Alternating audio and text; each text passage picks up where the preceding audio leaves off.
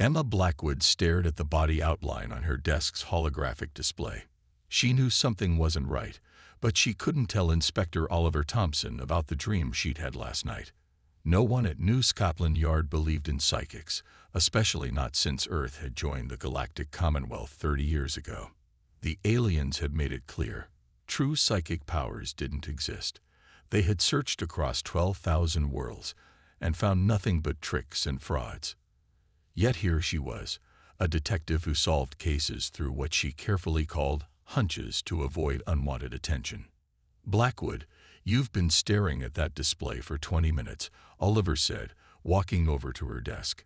His gray hair and worn face showed his years of experience. The victim was just another drunk who wandered into the alien quarter and got lost. Happens all the time. Emma shook her head. Sir, look at his last known location, the Green Nebula Bar. Then look at where we found his shoes, nearly 2 miles away, perfectly placed side by side. Drunks do strange things, Oliver replied, but he leaned in closer to look. 3 cases in the last month, all missing people, all found with their shoes placed the same way. Emma pulled up the other crime scene photos, and all of them had visited the alien quarter within 24 hours of disappearing. Oliver frowned. Emma held her breath. She couldn't tell him that she'd seen these scenes in her dreams before they happened, that she'd woken up tasting metal and smelling something like burnt plastic, that she knew, somehow, there would be more victims. Fine, Oliver finally said. We'll look into it. But if this turns out to be nothing... Thank you, sir. Emma was already grabbing her coat. The late autumn London weather had turned cold, and the alien quarter always felt colder somehow, as if the strange architecture and foreign beings drew heat from the air itself. They took the hover tram to the alien district. Emma watched the city change around them. Old brick buildings gave way to strange crystalline structures and bioorganic architecture. Holographic signs flickered in dozens of alien languages, advertising everything from Centaurian silk to Rigelian mind-enhancing supplements. The Green Nebula Bar sat between a noodle shop and what looked like a tentacled alien's version of a hardware store. Inside, the air was thick with exotic smoke and the babble of translation devices trying to keep up with 15 different species talking at once. This is where Thomas Reed was last seen, Emma said, showing the bartender. A 4-armed blue humanoid, a holo image of their latest victim. The bartender's translation device crackled. Yes, yes. Human male. Very interested in the thought enhancer. Emma and Oliver exchanged looks. What's a thought enhancer? Oliver asked. New product. Very popular. Makes humans think better. Feel more. The bartender waved one of his 4 hands, searching for the word. Connected. Emma felt a chill run down her spine. In her dream, she'd seen something glowing blue, something that hummed just at the edge of hearing. Could we see one of these thought enhancers? The bartender reached under the counter and pulled out a small blue crystal. It pulsed gently in his palm. Emma's head began to buzz, and for a moment, she could have sworn she heard whispers that weren't there. Completely legal, the bartender said quickly, noticing Oliver's official expression. Approved by Commonwealth Science Council. Emma reached for the crystal, but Oliver caught her wrist. Don't touch it, he said sharply. We'll need to run tests first. As they left the bar, Emma's gift struck again. A flash of insight hit her so hard she had to lean against a wall. More images. A warehouse by the Thames. Blue lights. People floating in tanks. And something else. A presence that felt ancient and hungry. Blackwood, you all right? Oliver steadied her with a concerned hand. Yes, sir. Just. She straightened up. I think we need to look into everyone who's bought those crystals. And I have a feeling we should check the warehouses along the Thames. Oliver gave her a long look. Your hunches have been right before, he said slowly. But this time, I want you to tell me exactly why you think so. No more mysteries. Emma met his gaze. After 7 years of working together, Maybe it was time to trust someone with her secret. But before she could speak, both their comm devices buzzed. Another missing person. Another pair of shoes, perfectly placed, waiting to be found. The hunt was on, and Emma knew they were running out of time. Dr. James Hartford of the Galactic Commonwealth Scientific Council stared at his data screens with growing concern. The readings from London showed something impossible: actual psychic activity. Not the usual false signals or technological tricks, but genuine mental energy patterns. In his private lab beneath the Commonwealth Embassy, he pulled up the files of all recent missing persons. Thomas Reed, Mary Wilson, Peter Clark. Each one had shown unusual brain patterns before they disappeared. But it was the latest victim that worried him most. Dr. Hartford. His assistant knocked on the door. Detective Blackwood and Inspector Thompson are here from New Scotland Yard. James quickly closed the sensitive files. Send them in. Emma Blackwood entered first, and James's instruments immediately began beeping. He switched them off as casually as he could, but not before Emma gave the devices a knowing look. "Thank you for seeing us, Doctor," Oliver said, showing his badge. "We're investigating a series of disappearances linked to these." He placed one of the blue crystals on James's desk. James picked up the crystal carefully. Ah, the thought enhancers. They're quite popular lately. "And completely legal, we're told," Emma added, watching his face closely. "But we found that every missing person had purchased one within a day of disappearing." James set the crystal down slowly. He could feel Emma's eyes on him. And something else. A gentle pressure at the edges of his mind, like someone trying to peek through a window. "Most interesting. The crystals are legal," he said carefully, "but they weren't meant for humans. They were designed for species with different brain structures." "What do they do exactly?" Oliver asked, taking out his notepad. "They're meant to enhance natural telepathic abilities." James watched Emma's reaction. She didn't seem surprised. Of course, since humans don't have such abilities, they should have no effect. Emma stepped forward. "But they do have an effect, don't they, Doctor? You've been studying it. That's why you have those sensors hidden around your lab." Oliver looked confused. "What sensors?" "The ones disguised as light fixtures," Emma said without taking her eyes off James. "They're reading our brains right now. Or at least, they were until the doctor turned them off when we came in." James sat back in his chair, impressed. "How long have you known about your abilities, Detective Blackwood?" "What abilities?" Oliver asked sharply. "Emma, what's going on?" Emma took a deep breath. "I'm psychic, sir. Actually psychic. Not like the frauds you see on television. I've hidden it my whole life, because everyone knows humans can't have real psychic powers." She turned back to James. "But that's not true, is it?" James stood up and walked to his window, looking out at the London skyline where human architecture mixed with alien designs. "No, it's not true. Humans are unique in the galaxy. Your brains evolved differently. These crystals don't create psychic abilities in humans. They awaken what's already there." "The missing people," Oliver said slowly, "they all had this potential." James nodded. "And someone is collecting them. The question is, who knows about human potential? And what do they want with it?" Before anyone could answer, Emma gasped and grabbed the edge of James's desk. Her eyes went wide. "The warehouse," she said. "I can see them. They're in tanks. They're being kept alive. But..." She blinked, trying to focus. "There's something else there. Something old. It's studying them." Oliver reached for his comm device, but James stopped him. "Wait. If Emma's right, we need to be careful. If this gets out, if the galaxy learns that humans have genuine psychic potential, our whole species could be in danger," Emma finished. "We'd be seen as a threat, or worse, a resource to be exploited." "So what do we do?" Oliver asked, looking between them. Emma straightened up, her decision made. "We find the missing people first. Then we figure out who's behind this, and why." She turned to James. But you're going to tell us everything you know about human psychic abilities. No more secrets. James looked at his instruments, then at Emma. Very well.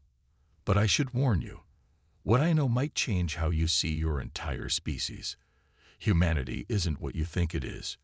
We're much, much more.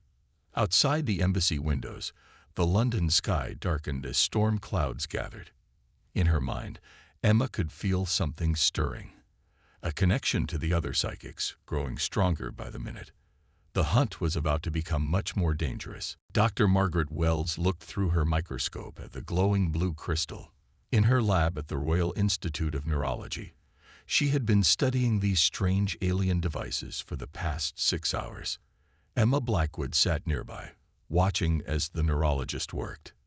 "This is amazing," Margaret said, looking up from her microscope. "The crystal's structure changes when it's near human brain waves. It's like it's trying to talk to us." Oliver Thompson paced the room, still trying to accept everything he had learned. "So these crystals wake up psychic powers in humans who already have the gift." "It's more than that," Margaret said, pushing her red hair back from her face. "Every human has this potential. We just never knew how to use it." Emma closed her eyes, feeling a now familiar buzzing in her head. "There's another one," she said quietly. "Another person has gone missing." Oliver grabbed his coat. "Where?" "Camden Market, near the alien food stalls." Emma stood up, swaying slightly. "The visions are getting stronger. I can feel the other missing people too, but it's cloudy, like something's blocking me." Margaret quickly packed up her equipment. "I'm coming with you. These readings are off the charts, and I need to see it in person." They took Oliver's police hover car to Camden Market. The evening crowds were thick, humans and aliens mixing as they shopped and ate. The air smelled of strange spices and engine exhaust. There, Emma pointed to a quiet corner behind a row of shops. Just as she had seen in her vision, a pair of shoes sat perfectly lined up against a wall. Margaret pulled out her scanning device. "The psychic energy here is incredible. It's like a fingerprint left behind." "Can you track it?" Oliver asked, keeping curious onlookers away from the scene. "Maybe." Margaret adjusted some settings on her scanner. "The energy leads." She turned slowly in a circle. "That way, toward the river." Emma suddenly grabbed Margaret's arm. "Wait, I can feel something. The missing people. They're scared, but they're alive. And they're learning something." She pressed her hand to her forehead. "Their powers are growing, just like mine." Oliver's comm device buzzed. "It's Dr. Hartford," he said, reading the message. "He says there's been a breakthrough. He knows why humans are different from other species." They hurried back to the Commonwealth Embassy. The streets were getting darker as evening fell, and Emma could feel the pressure building in her mind. Something big was coming. In his lab, Dr. Hartford looked excited but worried. "I found it," he said as soon as they entered. "Earth's unique quantum field. It interacts with human consciousness in a way we've never seen before. Every human brain is naturally tuned to this field." "In simple English, please," Oliver said. Margaret stepped forward, her eyes wide as she looked at Hartford's data. "He means humans evolved alongside a natural psychic amplifier, Earth itself. Our planet makes our powers possible. And someone has discovered how to copy this effect," Hartford added. "The crystals are just the beginning. Whoever is taking these people is trying to unlock humanity's full potential." Emma sat down hard in a chair. Images flashed through her mind. Tanks filled with blue liquid, people floating, their minds reaching out, growing stronger. And watching them all, something ancient and calculating. "They're not just studying us," she whispered. "They're trying to force our evolution. But it's too fast, too dangerous." She looked up at the others. "And I think I know where they are." Oliver knelt beside her chair. "Where, Emma?" "There's an old storage facility by the Thames. I can feel them all there, but we have to hurry." She stood up, her legs shaky, but her mind clear. Because they're about to move to the next phase of their plan. What's the next phase? Margaret asked. Emma's face went pale. They're going to try to wake up every potential psychic in London, all at once. And if they do that, she didn't need to finish. They all understood. The city would descend into chaos as thousands of unprepared minds suddenly awakened to their true potential.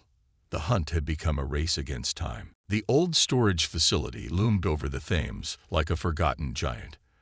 Emma Blackwood stood with Oliver Thompson and Dr. Margaret Wells in the growing darkness, watching the building. Mist rolled off the river, making the scene feel even more eerie. There are 23 people inside, Emma said, her eyes closed as she concentrated. They're all awake, but their minds feel strange, like they're dreaming while awake. Oliver checked his weapon. Dr. Hartford's team is 5 minutes away. We should wait for backup. No time, Emma said, opening her eyes. Something's happening. There, she stopped as a voice filled her mind. Asterisk welcome, Detective Blackwood. I've been expecting you, asterisk. The voice was ancient and cold, like wind through a tomb. Emma stumbled, and Margaret caught her arm. Emma, what's wrong? Margaret asked. The archivist, Emma whispered. That's what it calls itself. It's been collecting psychics across the galaxy for centuries. Oliver raised his comm device to call for immediate backup, but it was dead. So were all their other devices. The mist around the building was growing thicker, glowing with a faint blue light. We have to go in, Emma said. It's now or never. They found a side door unlocked, waiting for them. Inside, the storage facility had been transformed. The walls glowed with the same blue light they'd seen in the crystals. Tubes and wires ran along the floors and ceiling, all leading deeper into the building. This technology, Margaret said, scanning with her backup device. It's not Commonwealth. It's much older. They followed the tubes to a large central room. There, in rows of glowing tanks, floated the missing people. Each one was connected to a complex machine that pulsed with energy. And in the center of it all stood a figure. It looked almost human, but wrong in subtle ways. Its skin was paper white, its eyes too large and entirely black. It wore what looked like an ancient spacesuit, covered in symbols none of them recognized. Ah, the first natural human psychic I found, the archivist said, its voice just as cold in person as it had been in Emma's mind. Do you know how rare you are? In 12,000 years, I've never found a species with such pure potential. Let them go, Emma demanded, trying to sound braver than she felt. The archivist smiled, showing too many teeth. But they're learning so much. And soon, they'll help me wake up every latent psychic in this city. A grand experiment. It'll drive people mad, Margaret said. The human mind needs time to adjust to these abilities. Some will survive, the archivist said calmly. The strong ones. Like you, Detective Blackwood. Emma felt it then, the archivist trying to push into her mind. But she was ready. All her years of hiding her gift of careful control had made her stronger than the creature expected. Now, she shouted. Oliver threw a small device, one of Dr. Hartford's inventions. It burst with a flash of light that disrupted the facility's power for just a moment. But a moment was all they needed. Emma pushed back with her mind, connecting with all the people in the tanks. They were waiting for her signal, their minds linked and ready. Together, they struck at the archivist's mental defenses. The creature staggered. Impossible, it gasped. You're coordinating them, teaching them. But how? Because that's what humans do, Emma said through gritted teeth. We learn, we adapt, and we protect our own. The combined psychic attack drove the archivist to its knees. Alarms blared as the tanks began to drain. But before they could reach the creature, it pressed a button on its suit. This isn't over, it said. You've only revealed yourselves. Now everyone will know what humanity truly is. There was a flash of light, and the archivist vanished. Outside, they could hear sirens as backup finally arrived. Emma, Oliver helped her stay standing as her mental connection with the others faded. What did it mean? She looked at the empty tanks, at the people now helping each other stand on shaky legs. It means we're not alone anymore. And we're not safe. She turned to Margaret. How many potential psychics are there in London? Margaret checked her readings.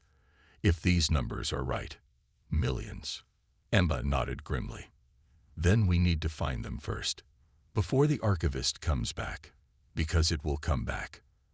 And somewhere in the city, blue crystals continued to glow in the darkness, waiting to wake up more sleeping minds. 3 days after the confrontation at the storage facility, Emma Blackwood sat in Dr. Hartford's underground lab, watching the news on multiple screens. Reports were coming in from all over London, people experiencing headaches, strange dreams, and unexplained abilities. It's starting, she said to Oliver Thompson, who hadn't left her side since the incident. Just like the archivist planned. People are waking up. Dr. Hartford rushed in, holding a stack of papers. His usually neat appearance was messy, his tie crooked. The Commonwealth Council is meeting right now, he said, out of breath. They're voting on whether to quarantine Earth. They can't do that. Dr. Margaret Wells protested. She had been working nonstop, studying the rescued psychics. There are billions of innocent people.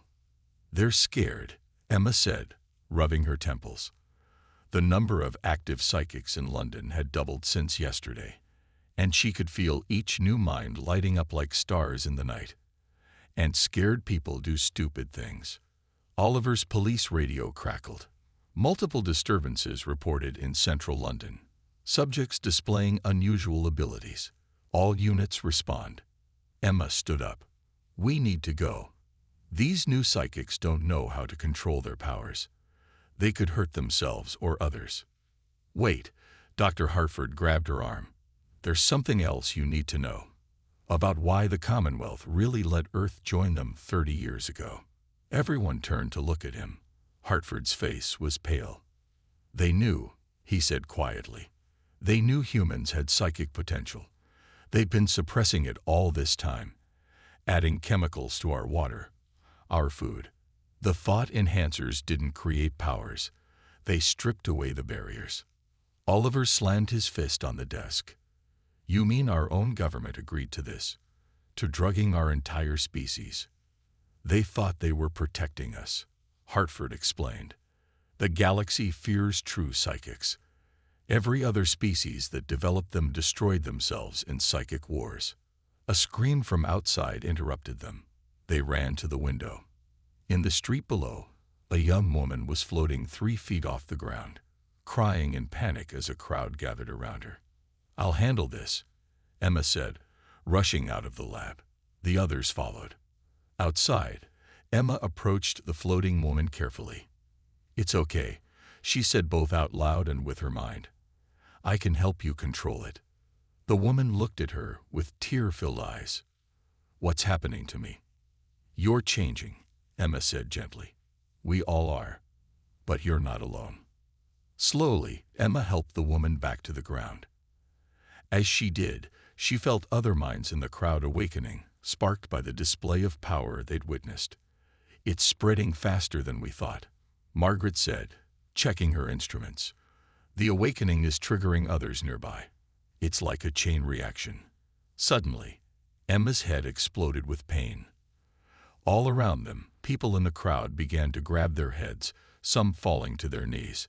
Through the agony, Emma felt a familiar cold presence. Asterisk, did you think you could stop the inevitable? Asterisk, the archivist's voice echoed in their minds. Asterisk merely showed them what they truly are. Now watch as humanity tears itself apart, just like all the others. Asterisk. No, Emma growled through clenched teeth. We're different. She reached out with her mind, touching each awakening psychic in the crowd. Instead of fear, she sent them calm. Instead of pain, she showed them control. Help me, she said to the woman she'd helped before. Show them they're not alone. One by one, the new psychics joined their mental link. A network of minds formed, supporting each other, learning together. Remarkable. Hartford whispered, watching as the panic in the crowd turned to wonder. They're stabilizing each other. Oliver's radio crackled again with more reports of awakening psychics across the city. But now they had a plan. We need to split up, Emma said. Find as many new psychics as we can. Teach them control before they hurt themselves or anyone else. She looked at her team. The archivist thinks this will destroy us. Let's prove it wrong. The sun was setting over London, casting long shadows between the human and alien buildings. In homes and offices across the city, more people were about to discover their true potential. The real awakening was just beginning. A week had passed since the first mass awakening, and London had changed. Emma Blackwood stood on the roof of New Scotland Yard, watching the city lights flicker in the evening sky. She could feel thousands of minds now, each one a small flame in the darkness. More Commonwealth ships just entered orbit, Oliver Thompson said, joining her on the roof. They're calling it a peacekeeping force. Emma nodded. She could feel the fear from the people below. They're here to contain us. How many ships? 15. Dr. Hartford says they're carrying enough suppression gas to cover all of London. Before Emma could respond, a new mind touched hers. Strong, trained, military. We have company, she said, turning toward the roof access door. A tall man in a black coat stepped out of the shadows. His gray hair was cut military style, and his stance showed years of combat training. Detective Blackwood, he said. I'm William Crawford, former Royal Marines. We need to talk. Oliver reached for his weapon, but Emma stopped him. He's like us, she said. But you've had your abilities for years, haven't you? Crawford nodded. Some of us slipped through the Commonwealth's net. We've been hiding, watching, preparing. Now we need your help. He led them to a nearby building that looked abandoned from the outside. Inside was a hidden command center, filled with monitors and people working at various stations. All of them were psychics. Welcome to the Resistance, Crawford said. We've been tracking the archivist for decades. It's not just collecting psychics, it's preparing for something bigger. A young woman approached them with a tablet. Sir, we've decoded more of the symbols from the archivist's suit. They're not just decorative. They're equations. Emma looked at the strange markings. With her enhanced mind, she could almost understand them. They're about consciousness, she said. About ascending. Crawford nodded grimly. The archivist believes psychic powers are the key to evolving beyond physical form. It's tried this experiment on dozens of worlds. They all ended in disaster. But humans are different, Oliver said, remembering what they'd learned. Our powers come naturally. Exactly. Crawford pulled up a map showing glowing dots all over London, each one a newly awakened psychic. We're not just surviving the awakening, we're thriving. And that terrifies both the Commonwealth and the archivist. Suddenly, alarms blared throughout the facility. The young woman with the tablet rushed back. Sir, Commonwealth ships are moving into position. They're preparing to release the suppression gas. How long? Crawford asked. 20 minutes at most. Emma closed her eyes, reaching out to the network of minds she'd helped create. There are too many people. We can't evacuate them all in time. We don't have to, Crawford said. Look. On the main screen, they watched as people began coming out of their homes all across London. Without any central command, thousands of psychics were gathering in the streets, linking minds, joining their powers together. They're organizing themselves, Emma whispered in awe. The network. It's becoming something more. Crawford smiled. Humanity's greatest strength. We work together. Through the windows, they could see the Commonwealth ships hovering above the city, their hulls glowing as they prepared to release the gas. But below, the gathered psychics raised their hands toward the sky. Emma felt the combined power of thousands of minds flowing through the network she'd helped create. They're going to try to push the gas back, she said. But even all together, they might not be strong enough. That's why we need you, Crawford said. You're the strongest natural psychic we found. You can lead them, show them how to work together. Emma looked at Oliver, who nodded. Go, he said. We'll handle things here. She stepped onto the building's balcony and opened her mind fully to the network. The power rushed through her like a tidal wave, but she stood firm. Across London, thousands of minds turned to her for guidance. Asterisk together, asterisk, she sent through the network. Asterisk we face this together asterisk. Above them, the Commonwealth ships began releasing their cargo. The fight for humanity's future was about to begin, and Emma could only hope they were ready for what came next. The green suppression gas rolled down from the Commonwealth ships like a toxic waterfall. Emma Blackwood stood with thousands of other psychics in the streets of London, their minds linked together in a vast network. As one, they reached out with their powers, creating an invisible shield over the city. The gas hit their mental barrier and it swirled, trying to find a way through. Emma felt the strain as she helped coordinate their defense. Hold steady, she sent through the network. We're stronger together. In the Resistance Command Center, Oliver Thompson and William Crawford watched through the windows as the Battle of Wills played out above the city. Multiple signals coming from the river. A technician called out, "Something's rising from the water." From the Thames, massive shapes emerge. Sleek black machines that looked like giant squids, their metal tentacles gleaming in the evening light.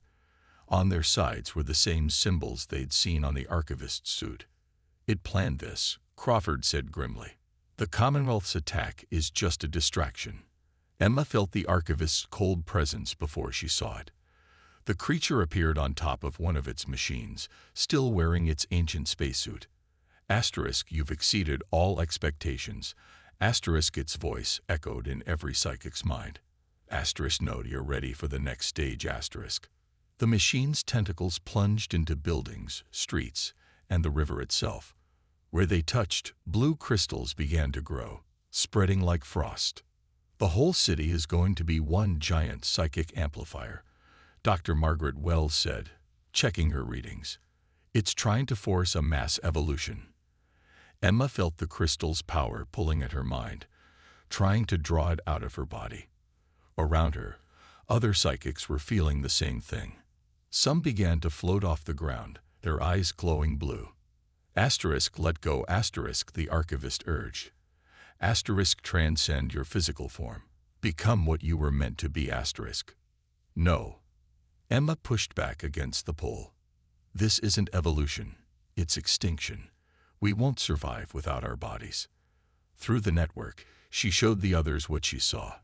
The truth behind the archivist's plans. On every world where it had tried this before, the psychics had burned out their minds trying to evolve too quickly. Their bodies had turned to dust, their consciousness scattered to nothing. The archivist's machines moved closer, their crystals growing faster. But now the human psychics fought back. They turned their powers away from the Commonwealth ships and toward the spreading crystals.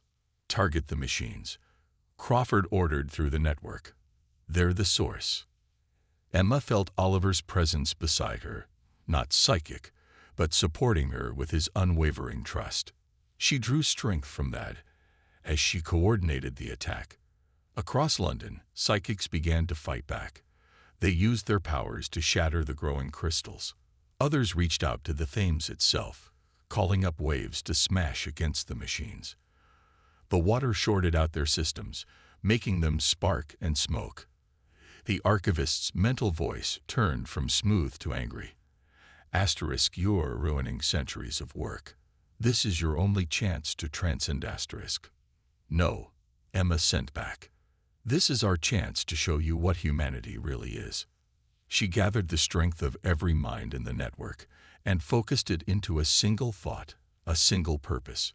The combined power of thousands of human psychics struck at the archivist machines like a mental tsunami. One by one, the machines began to explode. The archivist stumbled as its plan fell apart. Above them, even the Commonwealth ships were backing away, their suppression gas forgotten as they witnessed the display of human power. But the archivist had one last move.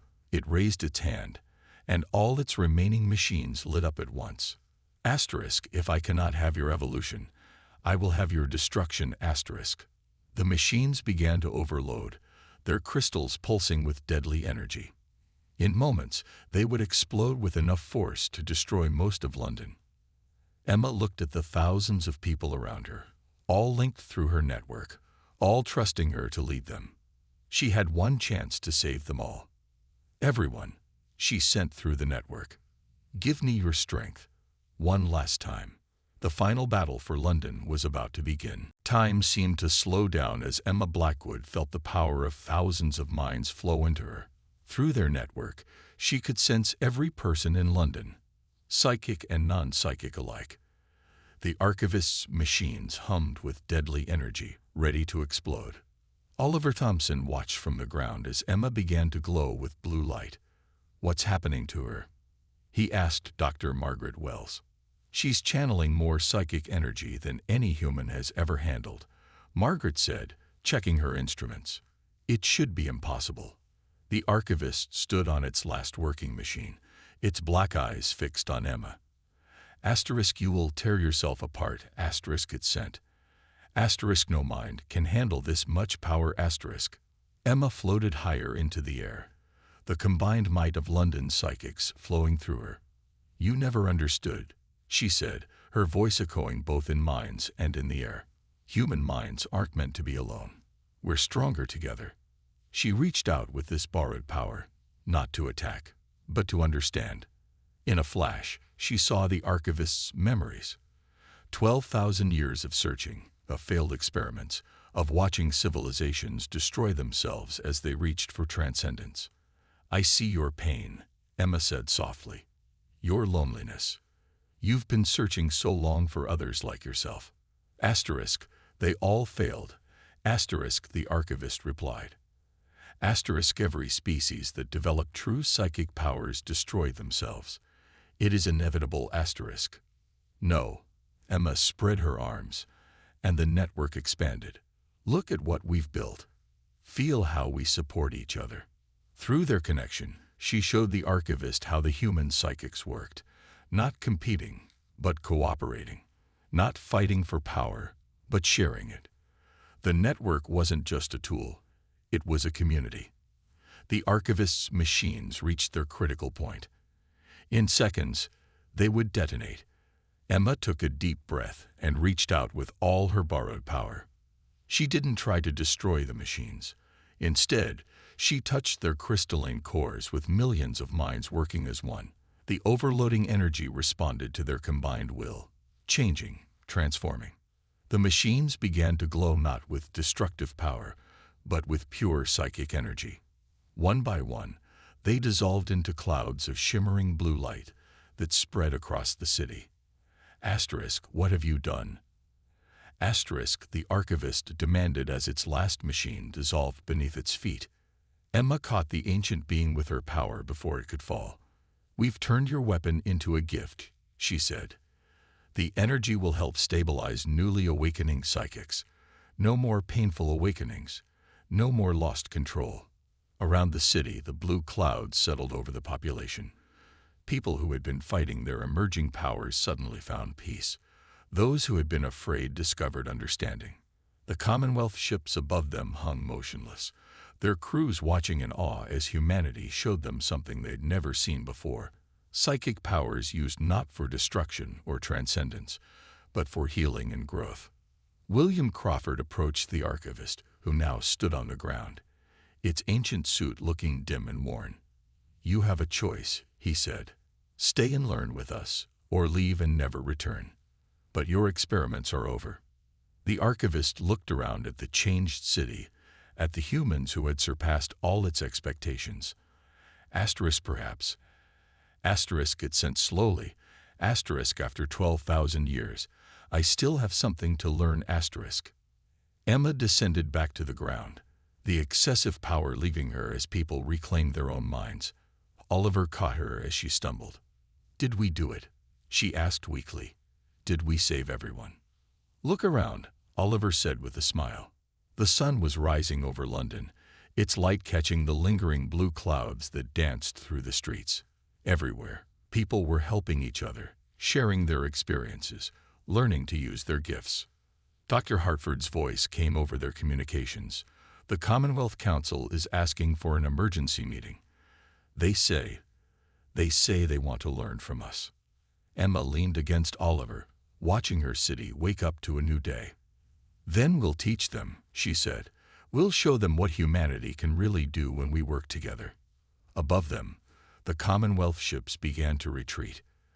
The archivist bowed its head in acceptance, and across London, millions of minds stayed gently connected, a living example of how psychic powers could be used not to transcend humanity, but to make it stronger.